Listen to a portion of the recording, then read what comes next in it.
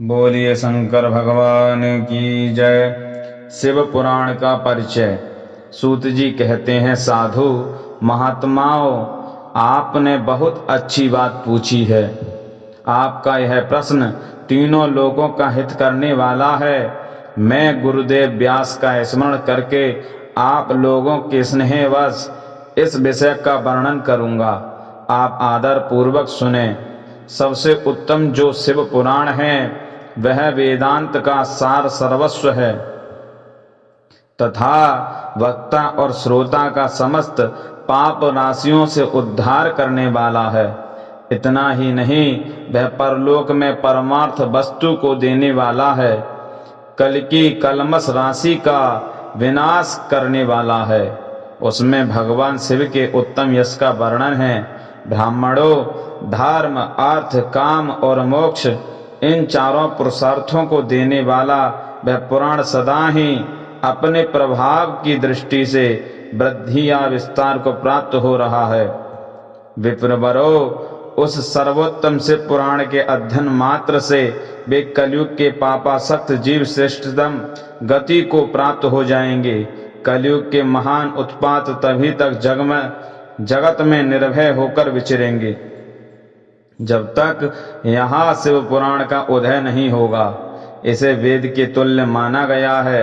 इस वेद कल्प पुराण का सबसे पहले भगवान शिव ने ही प्रणयन किया था। विद्येश्वर संहिता, रुद्र संहिता, विनायक संहिता, उमा संहिता, मात्र संहिता, एकादश रुद्र संहिता, कैलाश संहिता, शतरुद्र संहिता, कोटि रुद्र संहिता, सहस्त्र कोटि रुद्र संहिता, वायवीय संहिता तथा धर्म संहिता, इस प्रकार इस पुराण के 12 भेद या खंड हैं। वे 12 संहिताएं अत्यंत पुण्यमयी मानी गई हैं। ब्राह्मणों, अब मैं उनके श्लोकों की संख्या बता रहा हूँ। आप लोग वह सब आदर पूर्वक सुने। विद्येश्वर संहिता में 10,000 श्लोक हैं। रुद्र संहिता, विनायक संहिता, उमा संहिता और मात्र संहिता, इनमें से प्रत्येक में 8,000 श्लोक हैं।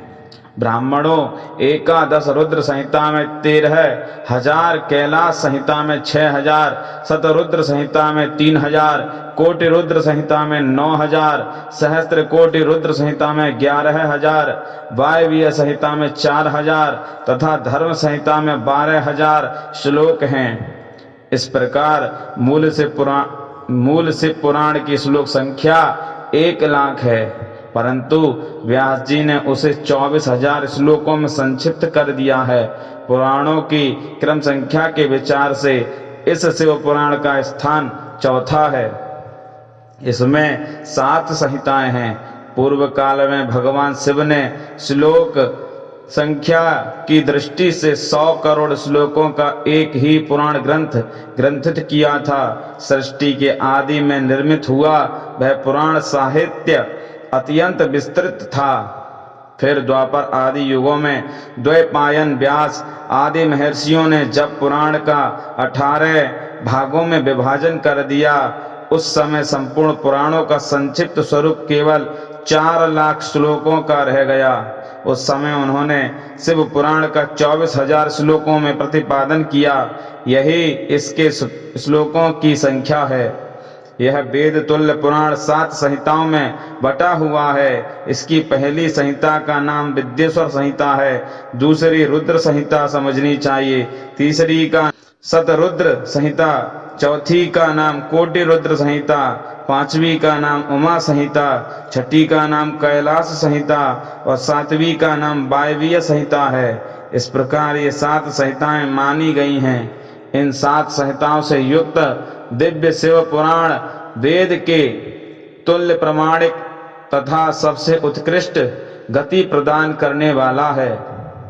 यह निर्मल शिव पुराण भगवान शिव के द्वारा ही प्रतिपादित है। इसे शैव शिरोमणि भगवान व्यास ने संक्षेप में संकलित किया है। यह समस्त जीव समुदाय के लिए उपकारक, त्रिविध तापों का नाश करने वाला, तुलना रहित एवं सत्पुरुषों को कल्याण प्रदान करने वाला है। इसमें वेदांत विज्ञानमय प्रधान तथा निष्कपट निष्काम धर्म का प्रतिपादन किया गया है। यह पुराण ईर्ष्या रहित अंतःकरण वाले विद्वानों के लिए जानने की वस्तु है।